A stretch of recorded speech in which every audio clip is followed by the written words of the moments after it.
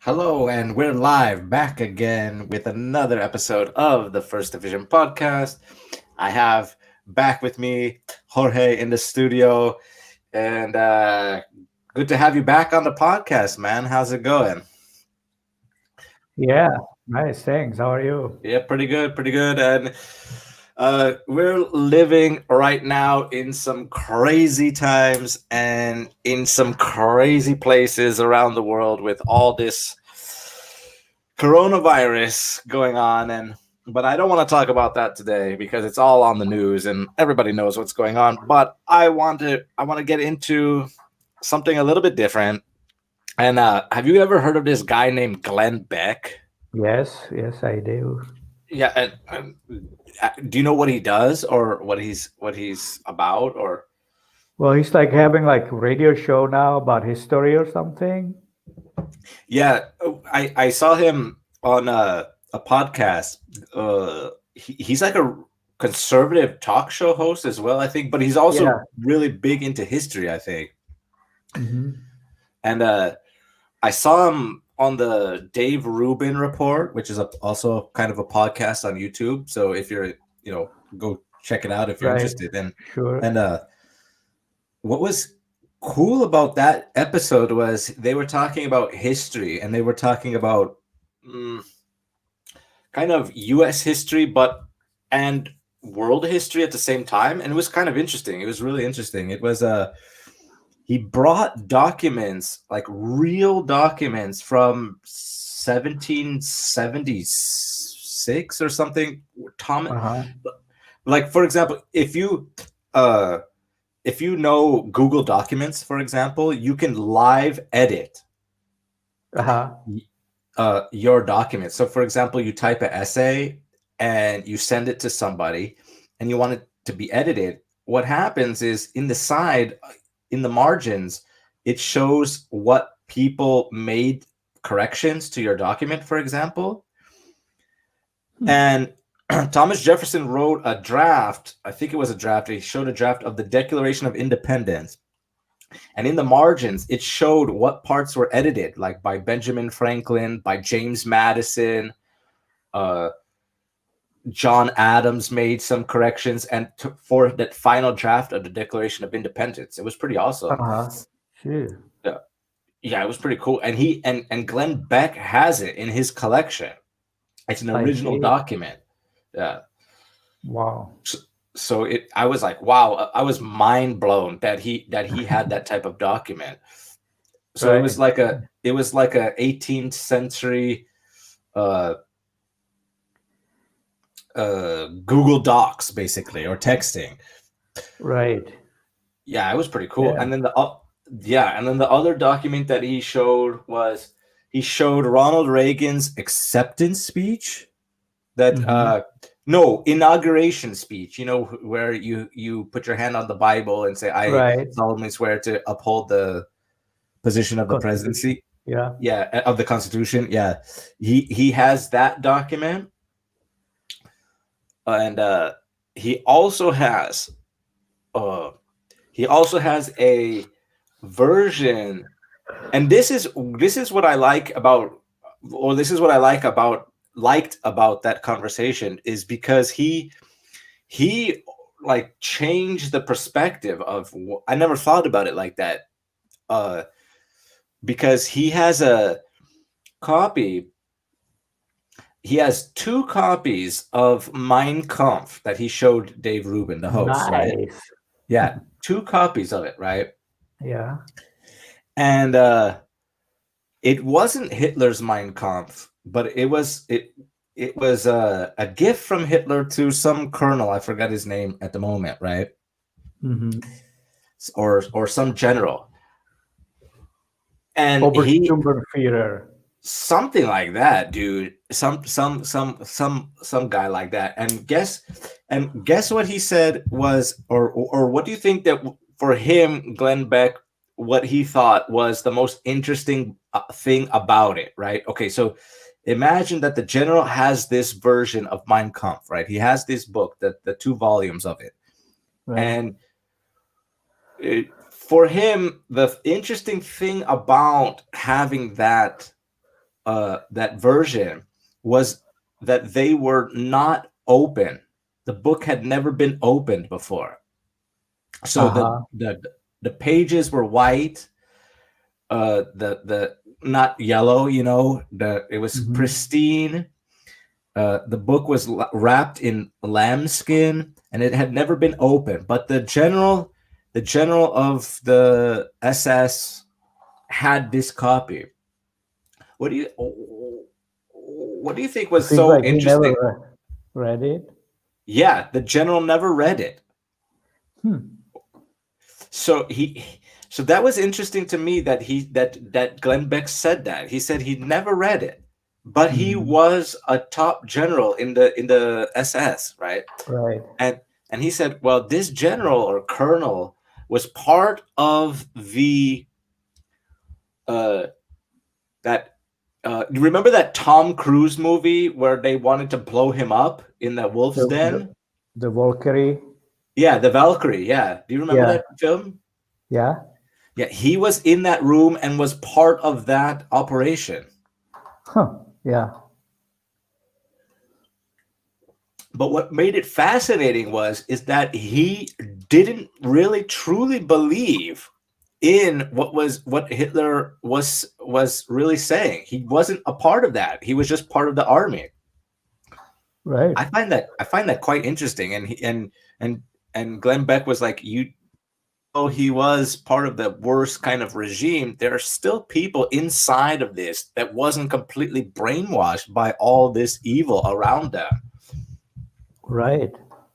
Well, that's true. That they have proof of that. That like these generals that they even want to assassinate him themselves because uh, he was going out of whack. He just didn't. He went like off chart a little bit. It wasn't no longer a war. It was just crazy stuff, and they didn't sign for that.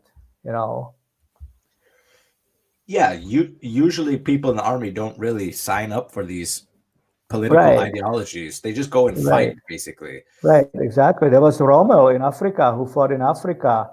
He said, this guy is nuts. We have to eliminate him. He wasn't following all that Goebbels nonsense. Yeah, They no, wasn't Goebbels part of that? Like that, he was the head of the propaganda and film industry. Yeah, exactly. Yeah, I think, yeah, of course he wouldn't go along with it. I kind of understand that because one, he's really far away from Germany at that point, and he's fighting some kind of war in the north part of No, Africa. no. Yeah, yeah. Rommel. Yeah, Rommel. Yeah, Yeah, Rommel, not Goebbels. Goebbels was fanatic. He was crazy. yeah. I heard that he was going all around Germany at the time making speeches. Yeah. He was That the major promoter of the concentration camps and stuff. So he created that, that, right? that was his idea. Yeah. Yeah, that's what I heard. Yeah, I don't know. But it was kind of fascinating about what Glenn Beck and he has that copy. That's crazy that he had Hmm. that he Right. has that copy. Yeah. Well, if you kind of do your things and interested in some kind of stuff, that's have to dig deep in the stuff like that.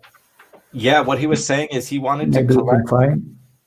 Yeah, he wanted to collect things and collect documents that shows that even that we have this kind of biased view of history, that everybody has this biased view of history, but if you really collect the documents and things like that, that and Yeah. really Right. go and study this, these things, Sure. these documents, that history is not just clear. There's a lot of gray area and a lot of like nuance to history. It's not just clear cut like what you find in Yeah. textbooks.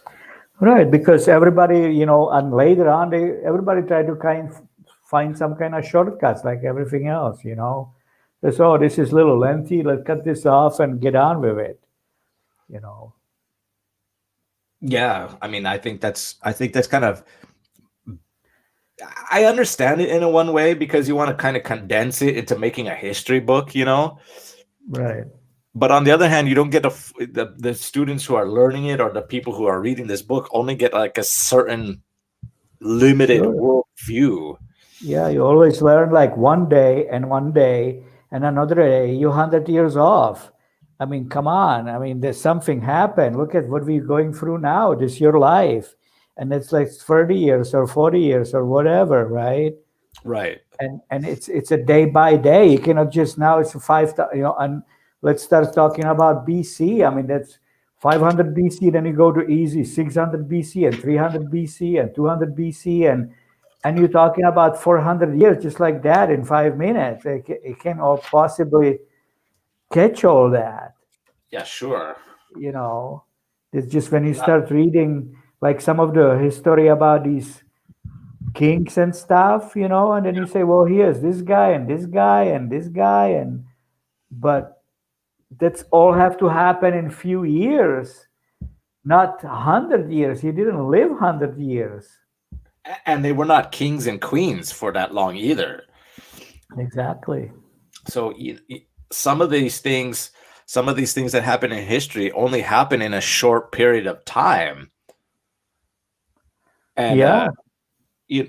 For example, like if you're building a castle, for example, okay, maybe it takes 300 years, but if it takes 300 years, that's at least 4 generations of people that are Nobody even know who started the damn thing if you think of it. I mean, why do we building this? That's for who? Who started this thing? That's what's kind of interesting, that these projects get or got finished, right? Like, yeah, who would even consider to keep funding a project that takes that long? Yeah, right. We can even build a freeway in 20 years or 50 years or 70 years. Oh, I know. I mean, and it's just laying a piece of concrete on the damn ground. It's not even any kind of structure. I don't consider freeway any kind of structure. It's stupidest thing ever to build. Just laying concrete in the ground, flat. I mean, how engineered that needs to be. I mean, give me a break. Well, that's the politics involved, right? I mean, who's going to get paid? Who, it's basically money, right? Who's going to get paid? Who wants to get paid? Yeah. I think that's all it is. I think that's what happened too, even in history. I mean, we kind of, what I think is we don't give people enough credit for the reason why I like that conversation about Glenn Beck. And I go back really only quickly about that example with Mein Kampf, is that what he showed is that in history, it wasn't just like when you learn about history, you learn about, Napoleon, Hitler, Stalin, Alexander the Great, Ivan the Terrible, and all these people, right? And Queen Elizabeth the First, and Queen Mary, and Anne Boleyn, and King Henry, and you learn about all these people in history, but they're just names. You can't even imagine what their life was like. I can't imagine what their life was like, or what life was like back. I mean, you read about it, you might see a video, you might be shocked, but you still can't grasp what it was like. Sure. Yeah. And because he has these documents and things, he kind of brings it to life that these people existed, number one, and that people thought about things and really concentrated on how things have worked. And I think in the modern day, we don't give people in history that much credit. I mean, to build a cathedral takes a lot of engineering, it takes a lot of money, it takes a lot of planning, it takes a lot of politics, a lot of discussions, conversations, tools, right, and all of these things. And they really thought about how to really create the society. I think now we don't give people in history that much credit because it's so old, we can't even imagine what it must have been like. Yeah, a lot of people just don't don't want to think about it because they always want to go to future. History is kind of history, right? In the name of it, who wants to kind of dig back and learn something about the guys which we cannot, have it around anymore.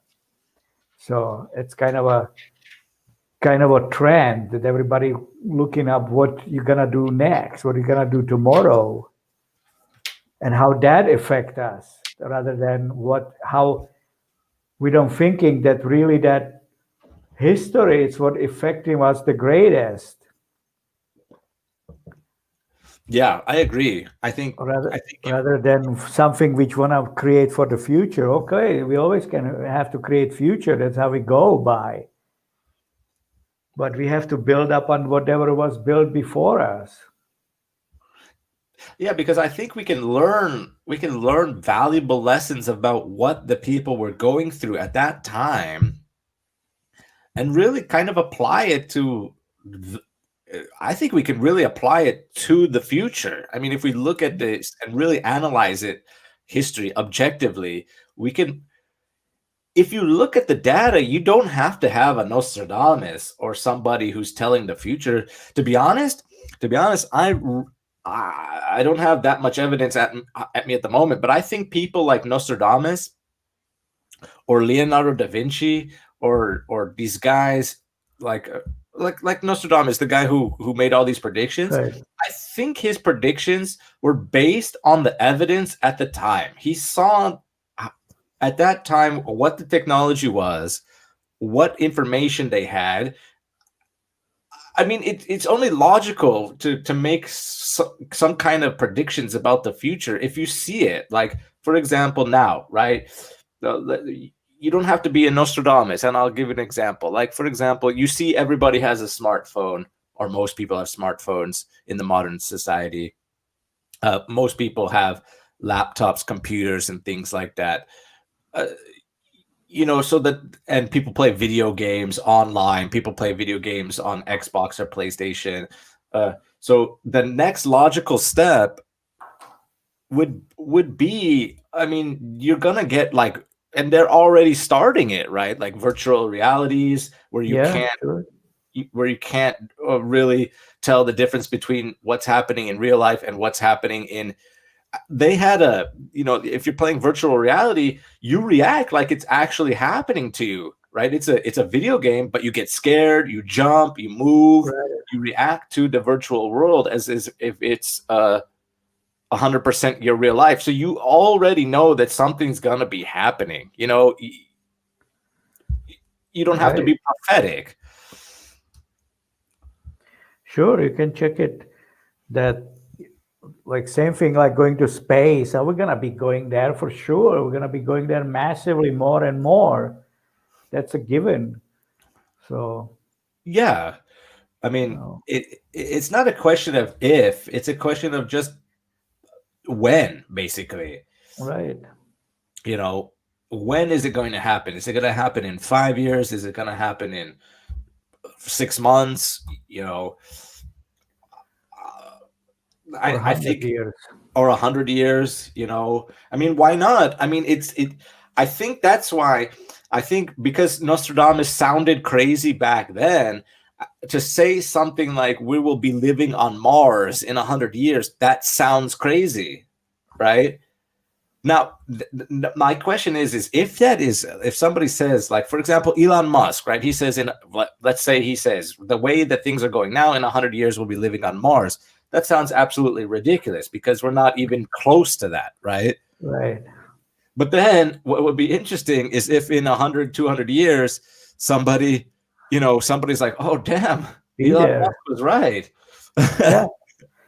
Well, the way he's cutting into these things, how fast he's doing it, I mean, 100 years is 100 years, but it's not that long Right. on the other hand. So it's 100 years, but 100 years you can achieve a lot of things if you go at the speed he does. I mean, there's already a rocket up there right now, the second one. They up there. They Yeah, launched it Sunday. yeah, didn't they just So launch a SpaceX SpaceX just launched a new rocket, right? Yeah, Sunday with four Yeah, people now. yeah, So they're gonna be up at the ISIS in the thing. So in the space station. yeah. And that ISS, not ISIS, bro. Yeah, ISS. Well, you never know who's up there. We all have a Well, control of it. well, they're up there too, I guess, right? Yeah, with the Toyota truck. With a 50 caliber machine gun on the back. Exactly. Well, they already got a Tesla, so why not? I'm sure they got a Toyota up there.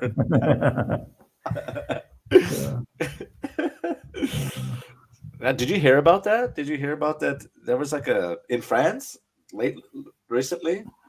I think so. If I Yeah, what about? Well, there was a attack in a small village because somebody drew a picture Oh, of Muhammad, and there was an attack. Uh, I don't know. yeah, I Sounds know. sounds pretty They have to crazy to put me. that book down for a minute. Yeah, Yeah, I mean, you're just drawing a comic book, man. yeah. Yeah, so I don't know. So yeah, man. I mean, it's real interesting that that life. Uh, that's what's interesting too. That we never think about too is that we are living history. We are in history now. Right. What do you think? If you go into the future, what do you think that the people of like in the future will say about this kind of time period in the world? What do you think would happen? Like What do what you think would be? span you think? Like 100 Well, years or two? no, I would say like for example, just this time period because for example, we have we have that time period between 1936 and 1949. 19 Yeah. 100 is the Industrial Revolution, then 1914 18 the Great War, First World War, these time periods. I would say between 2000 and now, these last 20 years. Right. What do you think that the historians will look back and look at Oh. this? What do you It's think? hard to say because I don't think we got through this thing yet. I mean, with this attack with the virus, it's just I think it's crazy because this could create a major, economy collapse, and I don't know how this is going to continue it. Even if we have vaccine or no vaccine, if this is a kind of attack, then we're not going to get out of it. We create vaccine and something else will going to kill us. So I think we are in a kind of a little dangerous kind of frame when we can predict it yet. I mean, we just starting it. I mean, look at we in the coronavirus for 1 year now. And what's Yes, going on? Nothing's going on. We're just still scared. We know very little about it. We don't have any vaccine. We don't have any uh, antibiotics or anything to kill it. We're still scared. People dying. We don't know why. We don't know how it spreads. We have no idea. Just because we put some kind of piece of clothing over your mouth, that don't do anything. That doesn't help us. There's something else. That piece of rag on my face is not protecting nobody. That's not the key. That's not the way out of it. I don't believe in that. That's not it. Whatever they're feeding us, it's not it. So it's gonna continue it. And who knows what's gonna create this? And if this is gonna go this way, I mean, closing all the businesses, closing the major economy, there's gonna be a major hunger. We're gonna die of something. We're gonna be hungry pretty soon. yeah, I think there's going to be lots of starvation happening pretty soon. I mean, people are going to Sure. be starving. There's going to be a lot of people that are probably going to be denied access for a lot of things because Right. I've seen a lot of chatter going on, and a lot of it is like, do you need a test to enter this place? Do you need a test to enter into this place and that place? And it seems like people are the conversations of people are restricting other people. It's a strange time, and I don't understand it really. I mean, if you were having this conversation a year before, or even 2 years before, we wouldn't be sitting here having a conversation about whether you need to have a test or not have a test Right. of to to have to go to work, to go to stores and things like that. I mean, there was recently talk that you would have to have a test to go back to work. That seems Right. completely insane. Why? Yeah, they talking about teachers that are gonna be tested every day to do that. How you gonna do all that? Yeah, who's But gonna yeah, fund all that? yeah, that's one thing, and another thing is how you gonna, all of these, who's gonna do it, and how can you prevent from doing mistakes that somebody shoves some of those sticks into your mouth? Well, That, but yeah, but if you're gonna get tested every day, right? So let's if you get tested every day, and the test results take at least 48 hours to get tested, so like I don't understand because yeah, exactly. Well, that they the, have to the be instantly. They have to be instant test right now. right, but I remember, but the instant tests are so expensive. So if you're one, if I have to get tested every day, then who I am not going to pay personally out of my pocket that I need to get Sure. tested. Why would I No. agree to that? I can't afford that. Number Yeah, one. but that test still doesn't do anything. It's not like you're getting an X-ray and they find out that you have a broken bone. So you have a broken bone right now. You got tested. You got X-ray it. So you have a broken bone. They put it in a cast and you go on to daily life. Now Sure. this virus, you get tested. You are not effective, but the virus is in you, just growing. You're gonna get sick 2 days later. And if you go somewhere else, you get tested every 3 days or 5 days or whatever. Even the next day, you're not tested. It's like, who's gonna do all this? How can you manage all that? It's gonna be a massive amount of data, which are crazy. So Well, if the schools going to have like an on-site testing, or are they going to, it's going to be uh, like, that, that's what I think it's have to be. I mean, where well, are the you gonna school, drive somewhere? I mean, what the no. hell?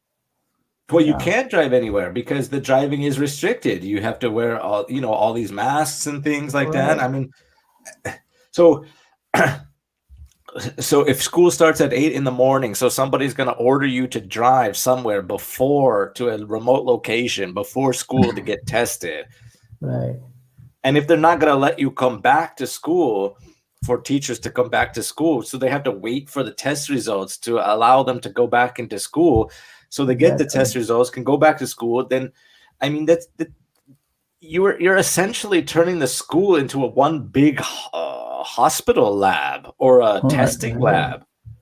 Yeah, and what's about if you get sick then? How they gonna replace you? So the school has that many teachers. See, that you're gonna find out about this restriction they putting on the stores. I mean, they throw it at the stores that they have to get all these restrictions done.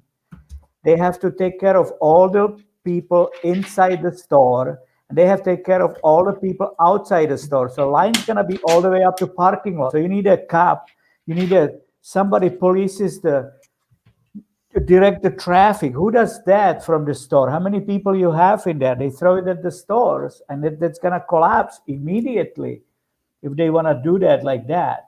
So there will be lines in front of the cash registers. There will be lines inside the store, outside the store. So how you gonna, and they wanted to stores taking care of themselves. You don't have that.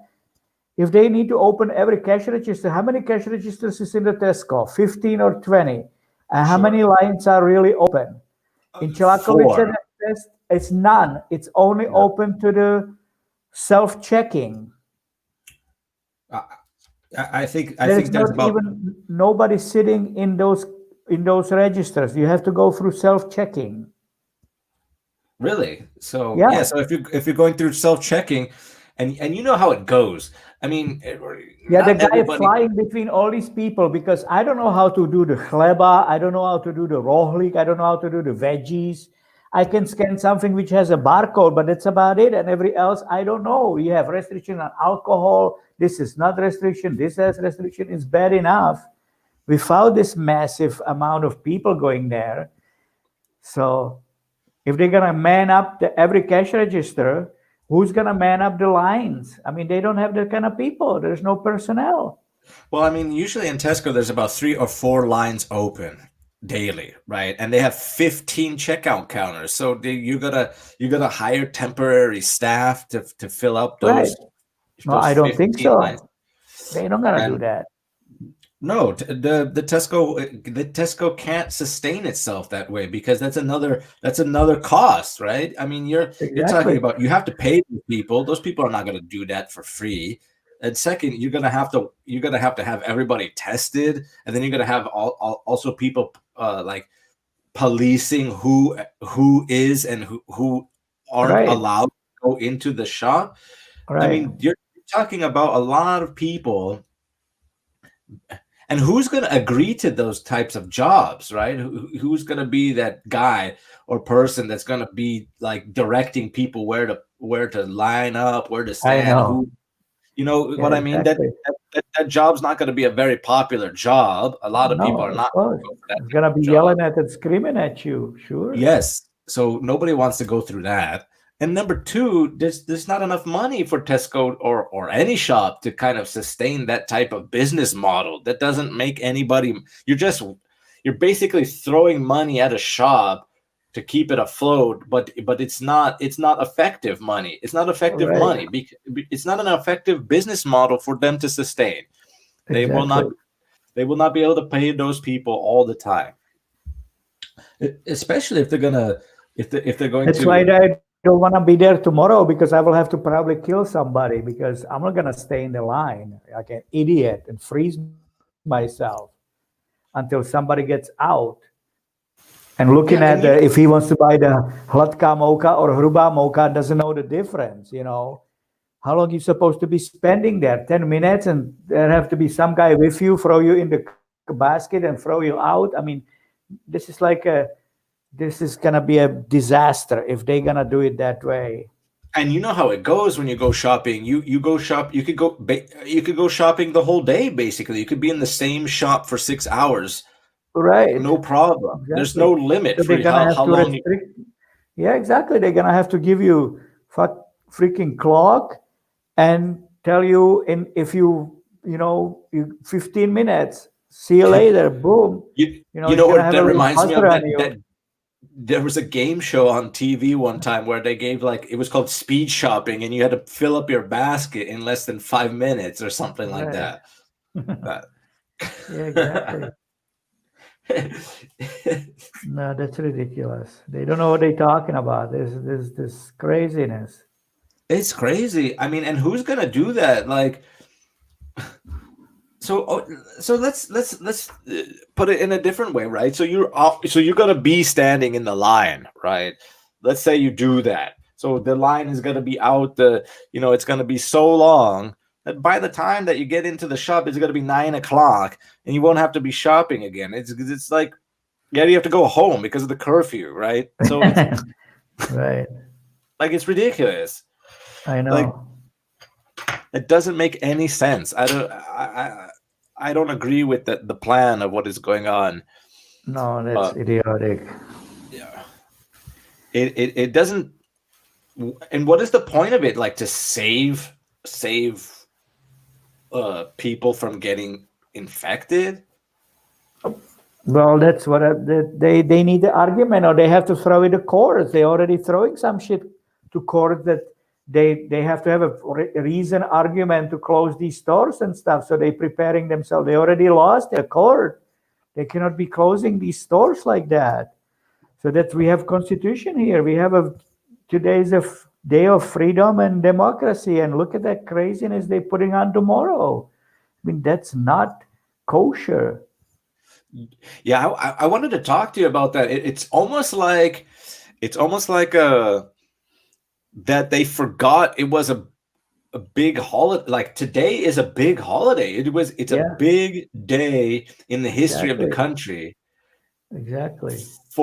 for changing from one regime to a different regime, and to really free up the country from this oppressiveness of the country. And on the eve of it, the of the biggest day in the history of this country, they're putting it back like it never even happened. That's why I'm fascinated by history. It's Yeah, almost like they treat it like a holiday, but they don't even put any meaning to the holiday. They don't even know what the holiday means, yeah, or they do, and they're just side skirting it. Okay, get a day. People get a day off, and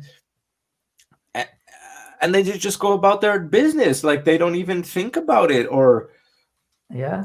They don't you give a know, fuck. or so you wave the Czech flag for a day and then that's it. Or I don't know, I really don't understand what what the people in the government are really truly believing, or if they have any beliefs or no beliefs, or I, I don't understand it. I really don't understand it. It's really strange, very odd that that people don't even.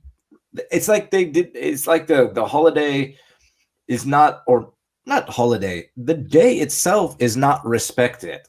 Right. It's just put to the side, and whatever they were planning to do is more important than the day itself of what that day represented for the country. Mhm. That, Well, it's the fear because this is something new. You know, it's not as new. The virus is not new. We have plagues before, and people went through it. And the Black Plague. I mean, it wipes up a lot of people. I mean, they're saying there are like 10,000 people left on the whole earth. So I mean, if this is something like that, so we have something to think about. We were gonna all die, most of us anyway, to this. So if that's what sure. it is, so why don't you get a bread clown? Yeah, Why exactly. it's not point, because if we don't have any way to get around it, and so they have to close the whole cities. I mean, if there's problem on Vysočina and Jihlava and stuff, just close it, bring the fences and barricade those people until they die. I mean, that's what it's going to happen if you have these restrictions like this. What's the Yeah. difference? Yeah, I was watching on Facebook when the virus just kind of uh, was starting to break out. The outbreak of the virus, Right. and it was a group of, I don't know what you want to say, a group of people, and they were they were part of this tribal festival in Panama, right? Yeah. And I don't know how long the festival is. I think it's like a 10-day festival, and what they wanted to do, or what these people do, is they pay to fly to Panama, and they interact with the local tribes people of Panama, like the native people of Panama. Right. And it's like a music festival, drug festival, getting really deep into loving the earth and things like that. Nice. And and they were basically hippies, right? Right. And and this is what was scary about that video. There's two things that was scary about the video. Is one is that when the lockdown happened, okay, so here's the thing, right? So they were having a good time dancing, partying, you know, being with the tribes people and things like that. But once the outbreak started, the police showed up, the army showed up, the organizers of the event showed up, and Mhm. and they were really, really not friendly to the people at all. So before the outbreak, these people, this is so hypocritical to me. They were so friendly, so loving, the organizers and things like that. And then once the outbreak said, and they said you have to be in quarantine for 14 days before you can finally get out. the guy said, "This is my place. This is my event. If you're going to be in quarantine here, that's fine. But in order to get food, you have to work for your food. Right. Work? Those people didn't come there to work. They came there to Yeah. enjoy themselves, right?" So he Right. said, "You have to work for your food, and two, we have food, but you're gonna have to pay for your food, Hmm. okay? And you can't steal any of my food." So you have a fucking guy, who was so friendly and loving and be tribal and be earth and things like that, and then all of a sudden he becomes a tyrant and dictates who has access to food and who doesn't have access to food. Well, Right. if you're there on vacation or on holiday, you don't have that much money. How are you going to survive, right? Yeah. You didn't come there to be in quarantine for that long. But the interesting and scary part about that is that all of a sudden these people are turning on other people and denying things so quickly to people. It's Sure. really Yeah. it, Exactly. I know it's all fake. That people do all the fake stuff. yeah, That yeah. The people walk with the masks. I mean, this is just plain to it. People walk with the masks on. Like they do now with the mask. I mean, who knows? It used to be prohibited walking the bank in the mask. Now everybody's masked up, and who knows who's what. right. They Yeah. they like it. A lot of people like this kind of on a mask thing on. You don't talk to me. Fuck you. Yeah, I'm just a mask. For a lot of it people, it's good. A lot of hides people like it. hides their identity Hmm. a Sure. lot. Yeah. So it's kind of a, I don't know. It's getting into the crazy stuff. Yeah, But you start to see people's true kind of behavior with sure. this, Yeah. you know. So Of course. and the other thing that was kind of stupid about the video was that, dude, they were supposed to be in Panama, right? But they showed a like a wide angle shot Uh huh. of a busy freeway, and on the and you could see it clearly that there was a, I don't know if they were, Santa Monica. yeah, it was the 101 freeway, and it was like a 60 miles, 101 freeway, 60 miles Los Angeles, Yeah. 135 miles San Bernardino, and 150 miles or something to San Diego. And I was like, wait a minute, bro, that's supposed to be Panama. Yeah. Exactly. So what is it? So what is that? Was that a real documentary, or those people didn't do that, or they were not in Panama? I mean, you Yeah. know, what kind of video is that? Why would you're supposed to be in Panama and you're filming California? Right. Well, it's So probably one of those when you're saying like that the people. It's like on Facebook.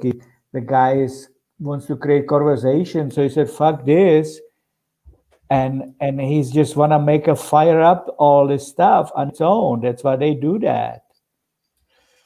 He's for what the other side, and yet he's on their side to put the bad word mouth in his side. They're doing it on purpose. what I think it is that they're playing, or what they're trying to bank on or trying to profit off of our people's stupidity. Mhm. And because you don't realize it, or you might not know what California looks like, you can immediately you Sure. could probably think, wow, this is crazy in Panama, and you will be scared about it. It's For me, it's a Right. big fear tactic to get people scared, because people, I wouldn't say stupidity, I would say people's ignorance better, because Yeah. you know because you don't know about it, right? You don't know what Panama looks like, so they just show up a shot of some kind of tropical scene in anywhere else in the world, and they just put it up as it looks like in Panama. To me, that's fake news. That's definitely fake news. Of course. I, I don't like that at all. I don't like that at all. And I also don't agree with the way that they handle this situation with journalists. Journalists can travel all over the world and report news everywhere, but ordinary citizens can't. Right. I don't. That to me is silly. They can go anywhere, report some kind of news, Correct. but I have to take Yeah. 3 tests, quarantine for 28 days there and back, and I can be there only a limited amount of time, get tested, retested, and journalists don't have to do that. Get out of here, man. That's crazy. Yeah. I definitely don't agree with that. Well, it's dangerous world we engaging in. You know. And it's going to get more dangerous because people are being told where they can and can't go. It's going to be interesting these next, I would say, 6 months. This Yeah. next 6 months will be very, very telling of the true people's natures. Sure. Just wait till the new election, see what's gonna happen next year, and see how Yeah. that's gonna go. So that's gonna be a good part to watch that. But you have to have a lot of alcohol and rice at home. It's the only safe, and don't go nowhere Yeah. less as possible.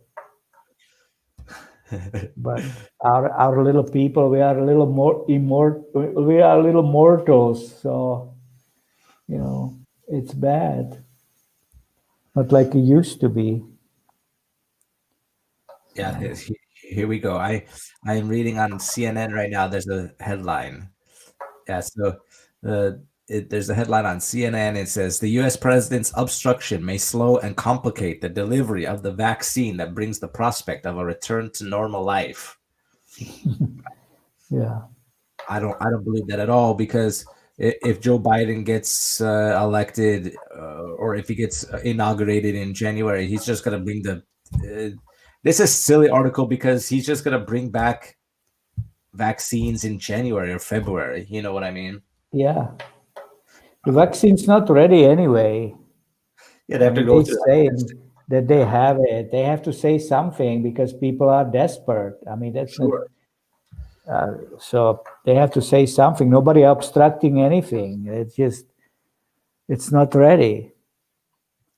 And if there is some kind of glitch, they have to slow down. They have to blame it on somebody, right? So it's gonna be the bad guy. Who's gonna be the bad guy? So they have to pick one, and they're gonna blame it on all that.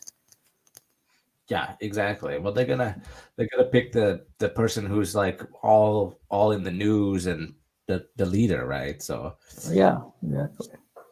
I mean, I don't know. It's gonna be really interesting to see how this will play out, and that's what I'm saying. I mean, we're living history right now. Hmm? So We don't have much to grab. Like I said, the plague's been here before, but all we heard is a massive grace and blockades of these cities. I mean, Henry grabbed a horse and went to Scotland and barricaded himself for a year until this went away. yeah, sure. And you're talking to one guy. What's about the other people? And everybody else died. So that it's might be the same scenario. I mean, we're thinking that will not, but how do you know if you block economy like that? I mean, I don't know what we're doing. I mean, I don't know why people cannot go back to work. I mean, that's something else. I mean, the virus is one thing, and the people live around is another thing. We cannot just survive like that. We're gonna collapse. It's a no-brainer. Everything's gonna collapse, and after you're gonna be putting these and putting the stores and feeding the stores and feeding the stores, and who's gonna work on these lands, and who's gonna work on the farm, and who's gonna do all that if we cannot go there and we're sick? You cannot go there and milk the cows because we are sick. You have to get tested. It's gonna take prolonged. You're just talking about something we are affected right now. What's about this whole shish kebab? I don't care about how much fucking plastic shoes I have, but I care about how much bread and milk and meat I can get. That's the basic. That's what you need. I don't need windows. I don't need books. I don't need chairs, but I need bread. Yeah, I think I think shutting down everything, uh, especially restaurants, shops, farming, farmers. I mean, you're gonna pretty soon see like tons of food shortages around the world. You know, Right. I mean, how much longer do you think that they're gonna be able to restock all the shops around the world? Uh, Yeah, not very long. and also the power the food processing plants too, you know, to make sure that the food Yeah, is fine. And I mean, there's it's not it's going to be devastating, and it already is devastating. uh, exactly. to talk about return to a normal life. um I think that's just silly. I mean, you've already changed the system so drastically this last year that to go back to year 2018, we're never going to go back. uh it's it would be weird. Like, let's say it would be very strange that if they have a vaccine and things like that, and then they say, okay, we're going to have everything like, you're telling me that next year, by this time next year or in 2 years, all of these things that we're reading about coronavirus, all of these testing and all these things are not going to be, we won't need it by this time. Mhm. And that all of the shops and all of the restaurants and all the bars and all of the cinemas and shopping centers and schools and things like that is just going to go like, so we're going to forget all about that, what happened in this last year and a half. And you're just going to go, we're going to take, we're not going to see any pictures of all these people in spacesuits and all of these Yeah, divisions and plastic things. All that's going to just go away in a year and a half. I don't see it. I think it's yeah. I don't think so. I think it's going to be the same. I think this is, we're going to continue in this way for either a long time, or it's gonna go away so far into the future that uh the lives will be affected forever. I mean, Mm. Well, because right now it's all, everything's connected. Now you see it, how it's get connected. I mean, like they say now they say how we losing the freedom the way that now they say the card, if you're gonna shop on e-shop, you cannot shop by card. The card is no good anymore. You need a cell phone, which they send you the SMS back, and you need to write the number back into the card. So the card is bullshit now. So now you need a cell phone. So whoever don't have a smartphone, he needs a smartphone now if you're going to continue it as an e-shop. And who does e-shop? Everybody, because you cannot go to the store. So you have a called e-shop, and somebody bring it to your house. So that's right, that's growing system, right? Like that guy with the Rohlik, everybody wants to deliver it. They're busting in the in the seams in Prague. Everybody has everything delivered now. Nobody doing that here because there's nobody does that. But over there, they say busting the seams. He doesn't have any more drivers. right. So the business is just going crazy, but he cannot do it anymore. He doesn't have any more people. So And I think that gets lost. I think that gets lost when people order online and things like that. They don't understand that there's a process of people behind that to get you your package or food, or yeah, you know, they just click buy now, great, buy now. and it comes up in 2 days, but I think there's a big disconnect of people who, when we're shopping online, that we don't understand that where is that those products coming from? Do you know what I mean? Right, Like the process behind the manpower behind it. There's a lot of human right, beings that have to get involved to make sure that your package comes in 2 or 3 days. right, exactly. It's a long process. So if everybody's gonna do that now, so it's like, geez, But and everybody's still scared of this stuff. So I don't know, the massive scare, and it's a big terrorist attack on everybody, on freedom, on democracy, and everything else. well, it's a big attack on the way people live, regardless of any politics, regardless of any religion or anything like that.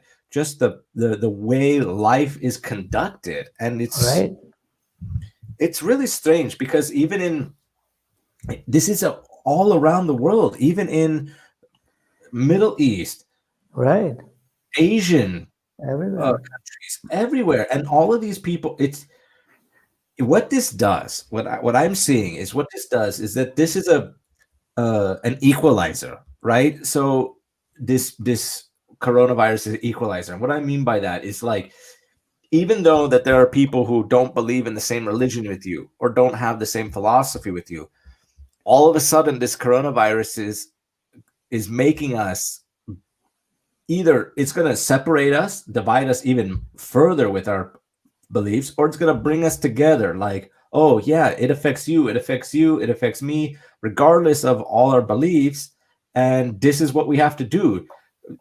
The rules are Right, similar all around the world of how people are supposed to conduct themselves with sure. the virus. But see, And this have to be something behind it. This have to be something more behind it because we cannot talk. They restricting us to talk. They restrict us to not to go to a restaurant. They restrict us to not to go to cinemas. That's where people gather and talk. That's where we. That's where the massive communication is by talking, by seeing somebody else. Now, don't talk. Go home and watch us on the computer and send us a like. Fuck that. yeah, Telling you right now, that's all brainwashing. Watch us and follow what we do. We'll tell you by the computer and send us like, fuck you. I'm not going for that. This is a massive technology attack. There's have to be something behind it. It's just the virus. I get it. The virus is here and it's real and it's killing people. But what else and who brought it and what else is behind it is massive. It's massive changing of all the people because it's a worldwide change. do you think it's a something with a something like population control? Yeah, I don't know what it is, but it's something because it tell us to do, and it's with the fear. They put the fear in you, and then they tell you to follow us on Twitter. I mean, come on, we're gonna follow nobody on Twitter. What am I crazy? Right. I mean, and what does it do too? You follow them Yeah. on Twitter, okay? Yeah, exactly. Follow you to go where? Straight to fucking incinerator. It doesn't. It doesn't You exactly. I know? mean, it Yeah, doesn't. It that's doesn't been bring. happening before. This is crazy. I mean, I'm soon more you talk about it, the more you go crazy about what is behind it. It's not just normal. This is No, not normal.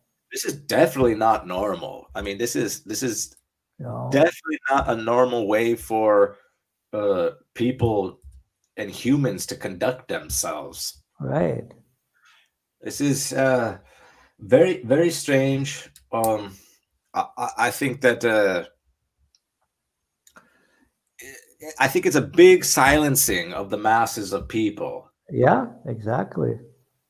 I think that now that we are, most people are at home, right? We're on our Right. computers. We're on Right. our That's we're a on massive, that's a worldwide silencing. Yeah, yeah, it's almost Yeah, like it is because the rule, like the rules are the same everywhere, and that's what makes it so strange. People, and it starts with things like so silly, right? And we had that restriction where people can't sing in public. Where you I know. right? So it sounds so ridiculous, right? But people start looking at it and singing. Well, then I don't need to sing in my life, right? Right. It's not so people kind of say, "Oh yeah, okay, I don't need to sing." That's where it starts. These silly things, Exactly. right?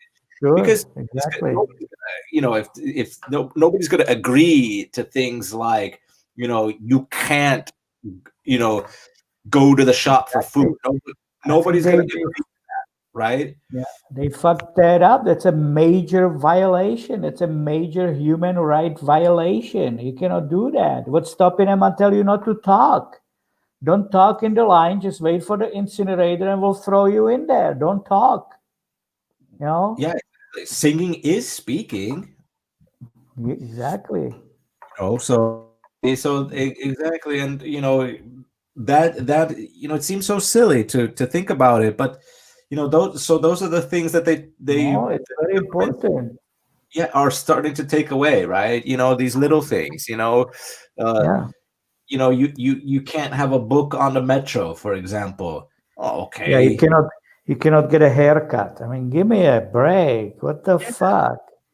I What mean are we that living in the caves? Why can you get a haircut? it's ridiculous why you can't get a haircut. Yeah. Uh, yeah, What's or the point of that? I mean, you can get a flower and you cannot get a haircut. What's the difference? yeah, exactly. I don't understand why that you're allowed to go to the floral shop, buy flowers. Yeah, to put it on the grave. So you're more connected. You understand why you're gonna die more if you go visit the grave. Yeah. That's the psychology behind it. Oh, you can go visit the grave. Well, fuck that. Why would I go visit the grave? Fucking For what? idiot. I'm alive. Yeah. So that's where you end up. Aha. uh, Okay. Get a well, really good look at it. That's how you're you'll gonna end up. you'll start to look like you know what do you call it when people are out in the forest in the northwest of the United States? They're looking for Bigfoot. Well, because you can't Yeah. get a haircut, we'll start looking like Bigfoot. So we'll start to Exactly. exist. Bigfoot will exist. Right. Or somebody shoots you when you go mushrooming. well, you'll be famous. Like, hey, Yeah. we saw Bigfoot. We got him. Oh, it's Steve. Oh, oh, Bigfoot exists. So let live and don't take that. You put Bigfoot. It's better. Better. Yeah. So he died as a Bigfoot. Yeah. Yeah. Exactly. That's it. Yeah, it's getting ridiculous at the moment. Yeah. But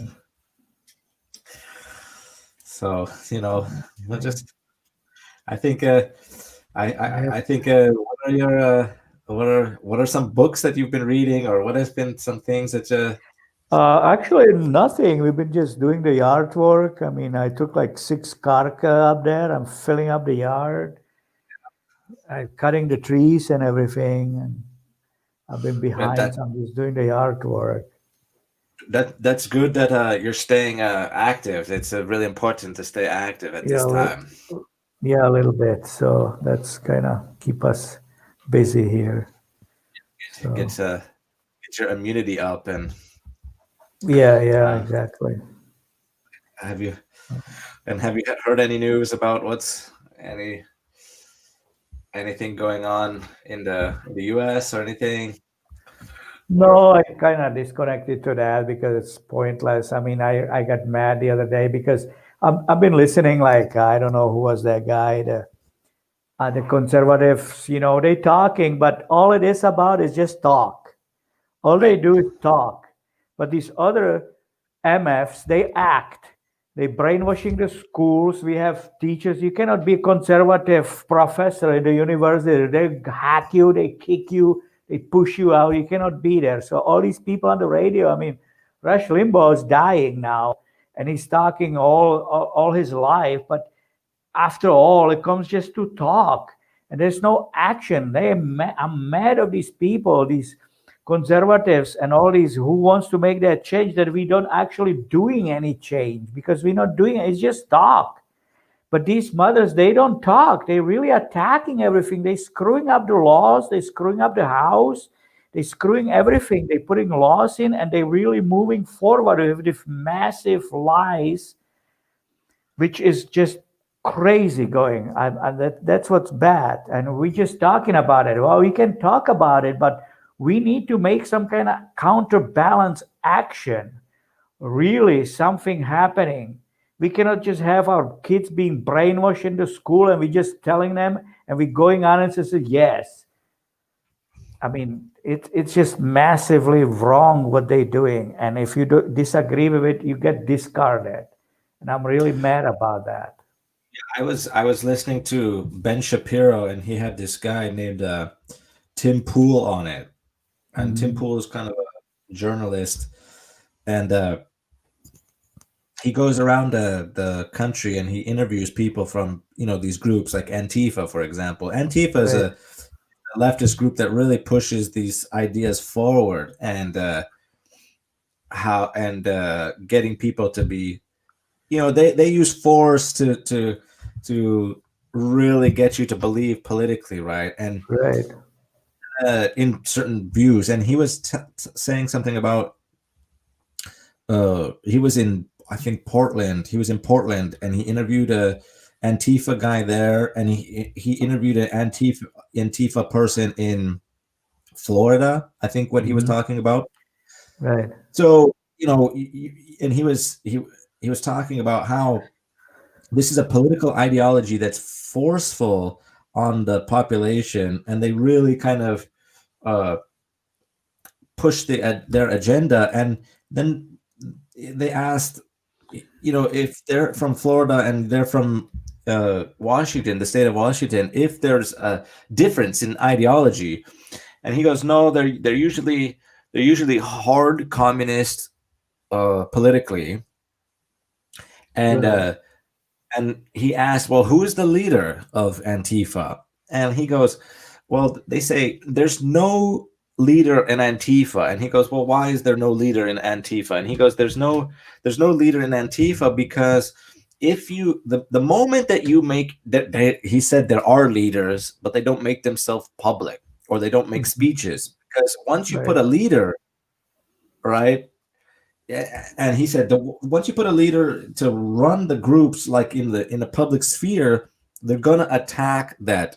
They're gonna attack the leader, number one. Because they're attacking the leader, it's going to discredit or make less valid the rest of the group. Because if that's why, like, for example, in this the white supremacy thing, right? The supposed leader of white supremacy is that David Duke guy, right? He's the KKK guy, right? And they asked, and nobody takes him seriously, right? Because he's the supposed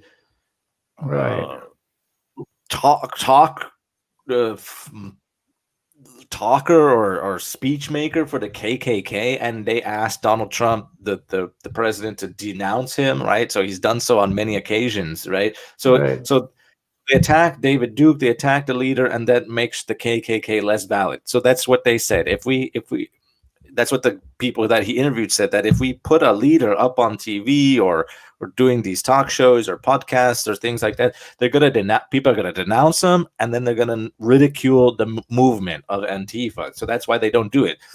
So, but so that means that that Antifa is not grassroots. It means that they are organized, and they have a basic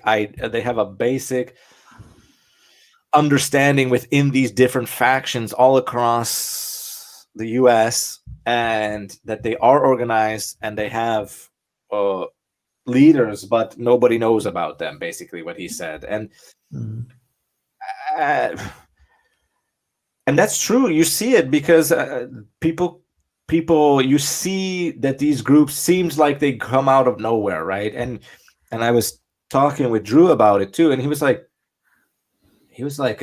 there were some Antifa guys, you know, close to his house, and he Uh-huh. goes, uh, I never seen these people here before. You know, none of the people Right. that are at the protest look like anybody who lives in that neighborhood or in that city, for example. You know, Right. I know they they're not from there. They travel travel, right? They and travel to make the these attacks from town to town right. And he or actually had an state to encounter with state. one of them, and he goes, "Those people are really strange. Like you can't even talk to them. They look like they're drugged out, you know, Mhm. and they're just there to cause havoc." Right. That's crazy. And that's the ideology that people want to follow. Mhm. Yeah. Well, see, there you go. But maybe people don't want to follow, but there's people who makes them to do this, makes these groups. Who are these people? See, those the people. Pelosi's behind it. That's 100%. That kind of government's behind it. They like it. They pushing it up. You know why they doing that? That's another question. But they doing that. They doing that. Yeah, I know. And it's And it's it's uh it's odd. wait till Pelosi grabs the Biden by the balls and says, "Hey, you sit down behind that table, take a selfie, and we're just gonna keep bringing the laws. You just sharpen that pencil, and we're just gonna bring that shit, and you keep signing shit. Yeah, I wanna do that. It's good for the people. Just wait. So, how do you counteract that? Huh? How do That's you how do you act against that, especially when most of the people are not violent like these groups, you know? yeah, that's tough. Yeah, I'm that's hard. And so I can understand the frustration for people that are angry at it, that people are just talking, but I think that the talking helps. The talking helps getting people to have these discussions about, this is where we are and this is what people are thinking. Yeah, Uh, well, yeah, it helps. It have to be there, but it's just the tsunami is already here. It's not talking against talking. You have talk now, and you have machine gun. You know what I'm saying? It's like you have the big truck. You have Toyota, and but the big tank is already there. What's that Toyota's gonna do? You have a big squirt gun, and there's a big ocean. What are you gonna do with it? I think I feel like that's what is happening right now. We talking, but we cannot talk to them. They're not gonna talk to you. You're a moron. You don't understand of this. You don't. We don't gonna talk to you. You have to do this. It seems like they're a lot more powerful that we give them credit for. yeah, I think so. I also think that They're um, already attacking us with massive waves, pounding and us. and with violence as well. Yeah, exactly. I think again, I think it's going to be like a war of information, or I think we're already in the war of information, or a war of ideologies. I think we're at that Yeah, crossroads right now. I yeah, think we have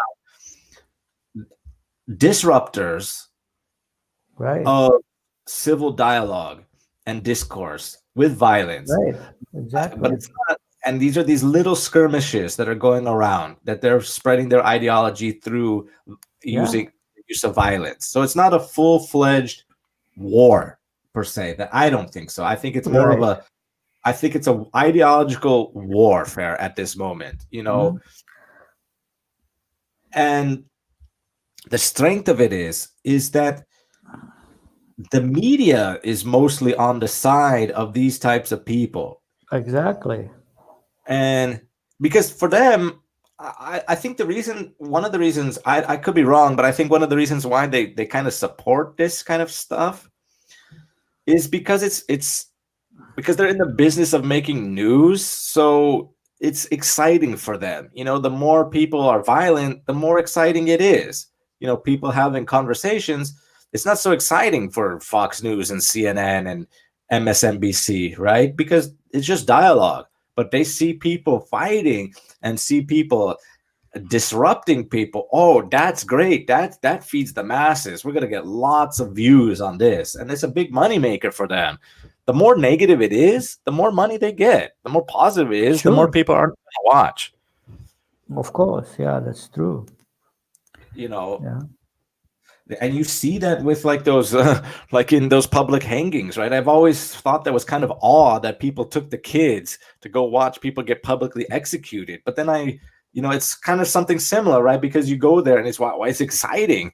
But somebody who's getting thrown out the window today? Wow, that's great. Let's bring the kids, make a yeah, picnic. Heads on the stakes. That's really exciting. But somebody signing a book deal, that's not that exciting for people to watch. right, sure.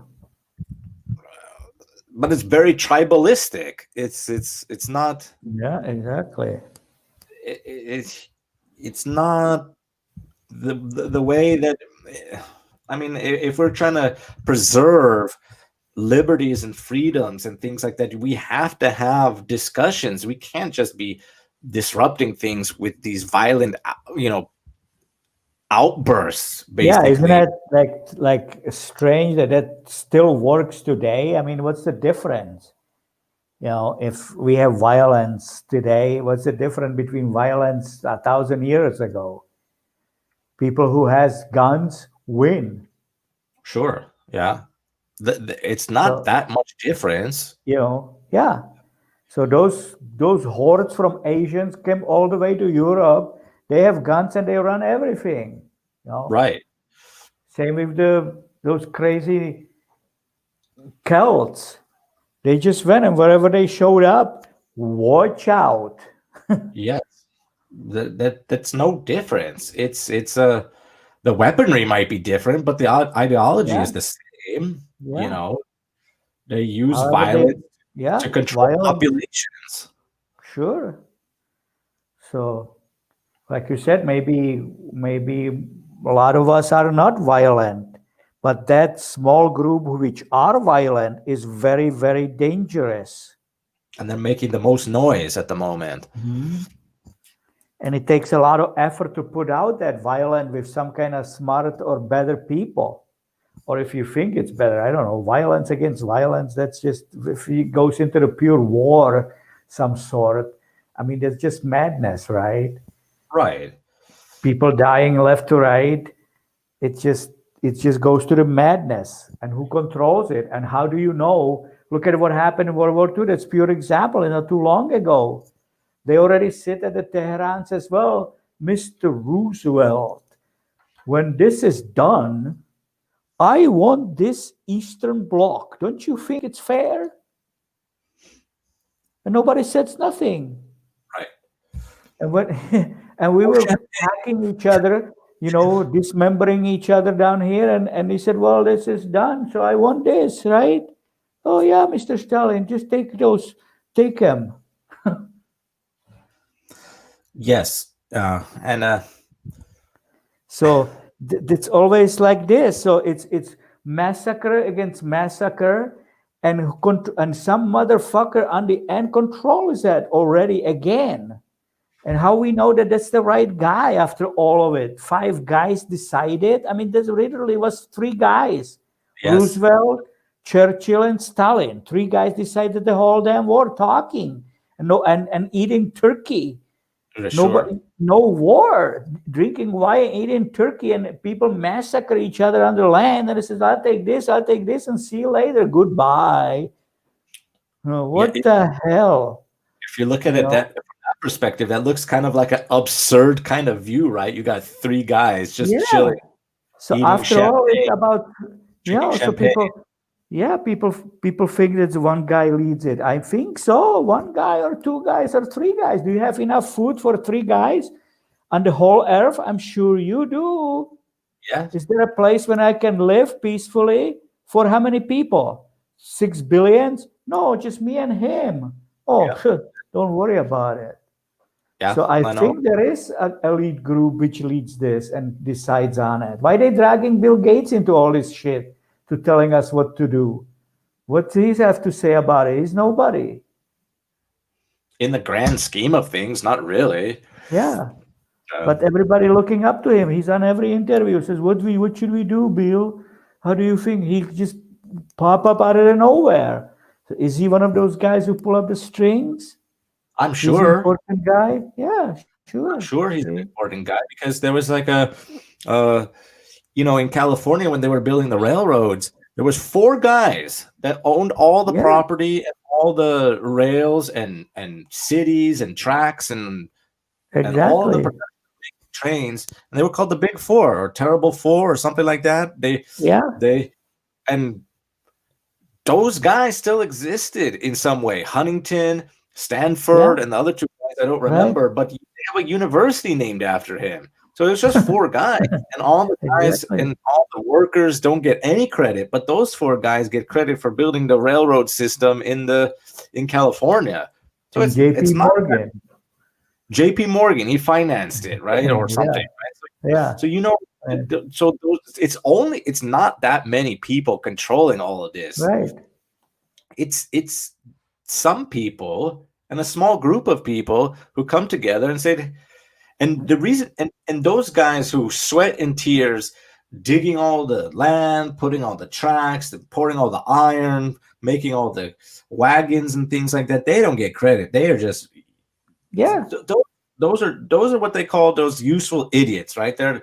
Those are the people that get used and are Exactly. useful because they're strong working, and they make all those guys, and those guys are sitting having meetings in luxurious hotels, eating caviar, you know, and they make all of the profit. So Right. Exactly. So you, it's good for some of these people, and they have mass of people who will support that because even that little drop, those little crumbs are good. Those little dogs who are licking the crumbs, they always gonna be there, right?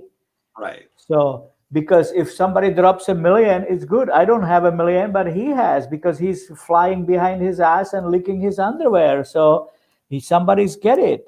So that's why those people there, those are the other masses who licking the crumbs. And those guys who are building the railroad, they're in Washington D.C., talking with senators to get land Right. permits, and things like that. So they were there in Congress making deals with politicians, you know. So it's not new, this concept that Bill Gates is talking to Congress. Who else is talking to Congress? Jack Dorsey from Twitter, the CEO of Twitter, Mark Right. Zuckerberg, the CEO of Facebook. So Right. these guys are, and why are they talking to Congress and not, for example, the guy who's making sandwiches, for example? Why? It's because now we have to stay home, that now we're living in a more electoral and digital age, that these guys are more important because these guys are the head of this kind of company, and they will be able to dictate policy of what you can and can't do Yeah. online, Exactly. what you can and can't search online, and they want to get kickbacks too, like, hey, you let my company be and we'll provide that service for you. Of That, course. why do you think Google doesn't get internally investigated? Yeah. Exactly.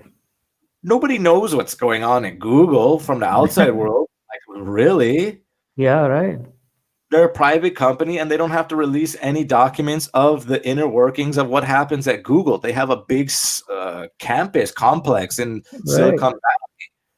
So Exactly. they're talking with the government as well, Of course. Yeah. to get some kind of, And then we have these small groups. Remember, if that guy couldn't get the permit, forget the land. He says, just if I can get the land and the village still stands, and the railroad track goes through there, grab the Joe and Ringo, and chase the hell out of those people. And Sure. they kill them. The one farmer is holding up their project. I Yeah. mean, that's, just kill the guy. That's Yeah. it. Who's gonna miss it? Yeah, exactly. It's been done. So they doing the same thing. Sure. It's the same ideology, same system. Exactly. All the time the And same. the only thing that's different is like for example, you get deplatformed, right? You have to go from platform Yeah, to platform, right? You start losing your platforms of, or your soapbox, basically, essentially, of where you can right. talk. You see that all the time with people having these things, these deplatforming of people. I mean, Exactly. it's the same concept, just in a different way. Yeah. uh, so I mean, it's gonna be it's strange. It's really strange, and it's really interesting. And it's my questions that I have coming up with Joe Biden possibly being, it's probably going to be most likely that Joe Biden will be inaugurated in Yeah. January, Sure. but Yeah. he's going to be the president. But it's really going to be interesting to see. For me, I have questions about these things, like, will the police brutality stop, right? Will the Black Lives Matter group stop? Will Antifa stop? Will this this screaming of defunding the police going to stop? Because that's the big question. Everybody's been Right. saying defunding, abolishing the police, right? I know. Was it only a talking point for people because they didn't like what was happening under Trump? But when Joe Biden be there, are the people gonna stop yelling, abolish the police, because all of a sudden they need the police back? Or Right.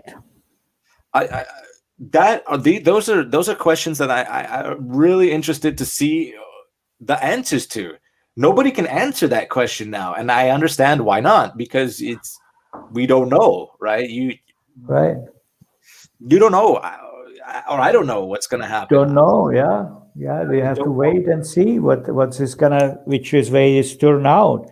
Maybe they have answers, which we don't know. Sure. Maybe they do have the answers how to lead this out of it. And but it might just very well become chaos again. That depends how strongly they're gonna put the the watchdogs out what to do with it.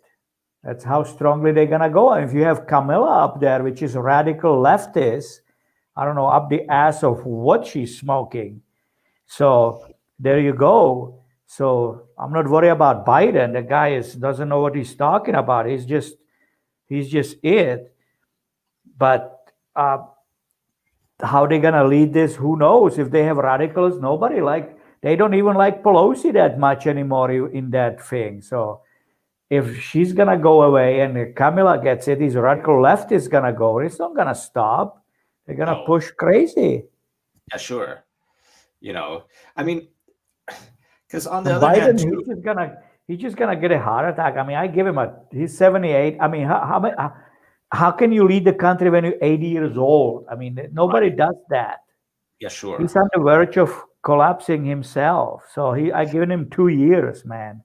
He's not gonna last any longer than that. Out of all that pressure. Even if they tell him just sit there, get a cup of coffee. If you want me to suck your dick, I'll suck you. Whatever you want, Joe. Just don't die, okay? Like that other mother. Yeah. Just don't die, Joe. We need you. So he needs to be put somewhere quiet, and they're just gonna send him. He signs whatever it is, and somebody will else lead it. But I don't think he can sustain that either way. He's just way gone. He's too old. Yeah. And also, what's interesting too is, like, And ill. the biggest concern right now is how racist the U.S. is, right? But if you compare the two gentlemen, between Trump and Biden, they're both similar in age. They're both Right. white. They're both rich.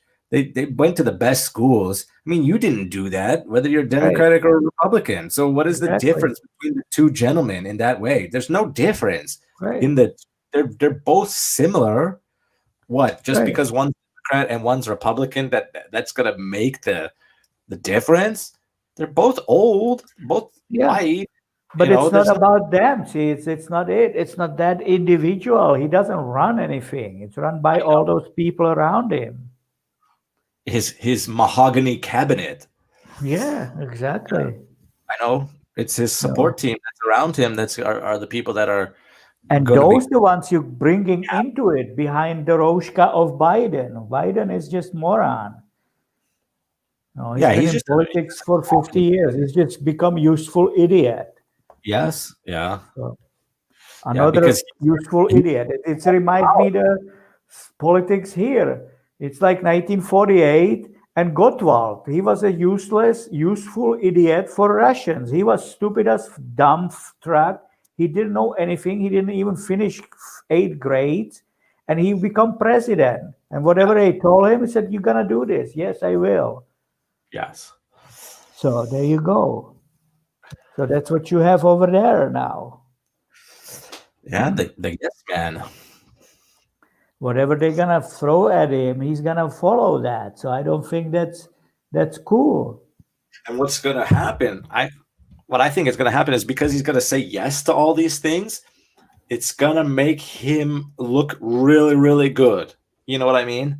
It's going to look good in the press, right? It's going to Right, look sure, of course. it's going to look good in the public, right? Because he's going to make a speech and he's going to say, "Yeah, I signed the bill that now, we're going to do this and this and this, whatever the bill may Right, be, exactly.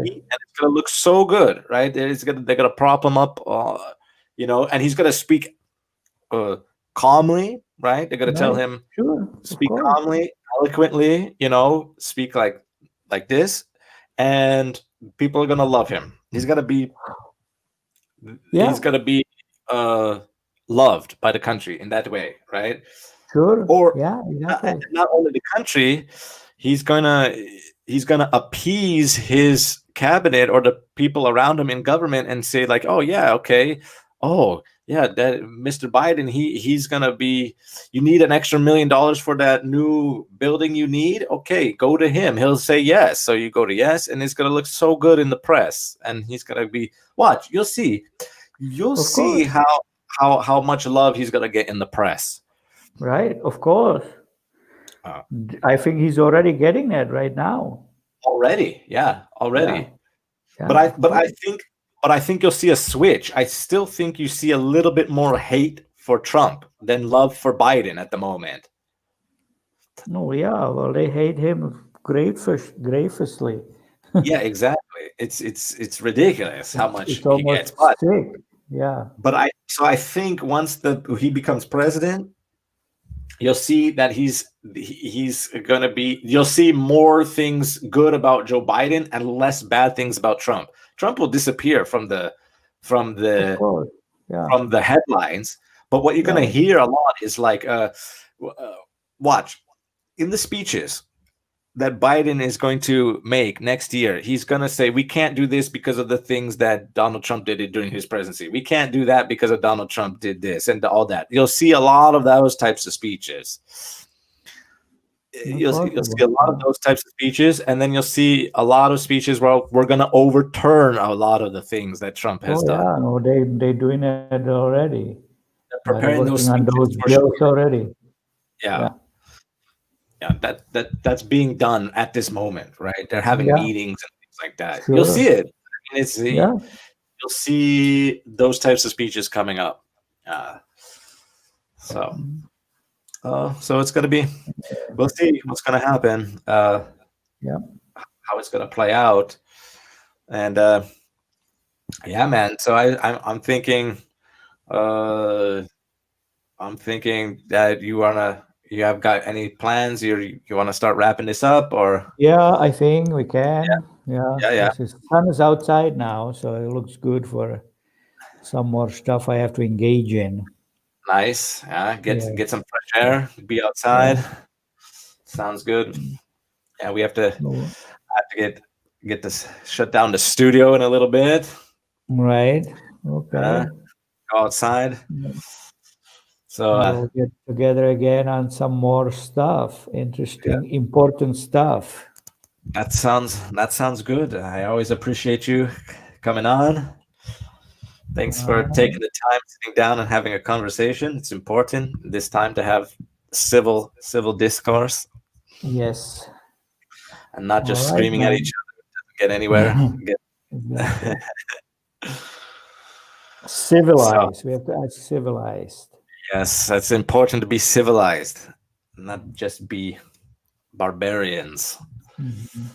So, always a pleasure. Thanks for coming. Thanks for coming All on right. to the Thank podcast. you. Yeah. See you And next time. when do you think we can do this again? Soon as we can. Sounds good, man. So, All right. take care, and Mhm. and we'll catch everybody on in the next podcast. All right, man. Take care.